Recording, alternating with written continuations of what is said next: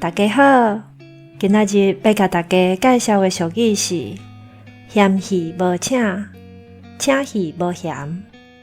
台湾宫庙的风俗内底有一个社神活动，是去请戏班来搬戏，这就是咱讲的请戏。嫌戏无请是在讲开钱请来戏班，若是无够好，就要请因来搬戏。若来到闹热看戏的乡亲欣赏一出好戏，当然是真欢喜，哪会讲弃嫌？这就是请戏无嫌。这句俗语内底的戏，咱嘛会使甲伊解说做人。